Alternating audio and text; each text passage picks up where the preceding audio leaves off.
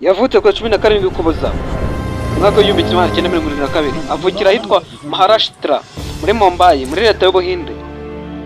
Azwiho kuba intwari y'ibikorwa, ni nawe wahawe igihembo cy'igihugu hamwe no guhatanira ibihembo bine bya Filmfare Award. John Abraham. Mwibutse ko icyo nitwa Rukizo, kanda subscribe maze udacikwa n'ibiganiro byacu bya buri munsi, maze kandi kunzujya kugira ngo ikiganiro cyose kigiye ugihite ukibonera ku gihe. Abraham yagaragaye ku rutonde rw'ibyamamare 100 byo muri Forbes mu Buhinde. Abraham yashakanye n'uwitwa Priya mu mwaka wa 2014, maze igihe yari amaze gutsinda mu kwerekana imideli nibwo yatangiye gukina filime. Filime ye ya mbere yitwa Jism yo muri 2003. Yamenyekanye cyane muri 2004 akina yitwa Doom. John Abraham uretse umwuga wo gukina filime, ni umufatanyabikorwa w'ikipe y'amaguru ya Super East United yaho ngaho mu Buhinde, ndetse afite n'inganda zitunganya ibikomoka ku bimera, akaba aharanira n'uburenganzira bw'ibinyamaswa.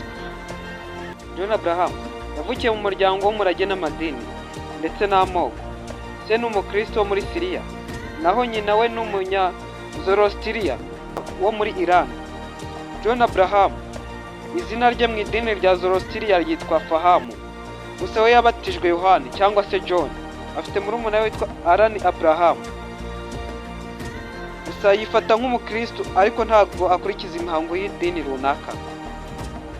John Abraham yize mu ishuri rya Bombay Scottish muri Mumbai, yiga no mu rya Jai Hind College, kaminuza yiga muri Mumbai.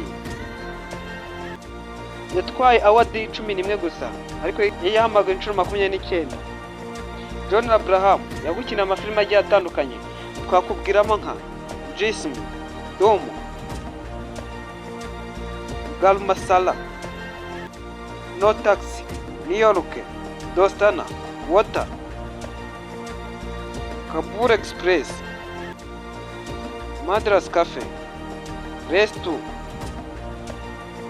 Shootout at Watala, House for 2, Welcome Back, Dishum, Paramanu, Satyamave Jayate, Bharat, Batra House,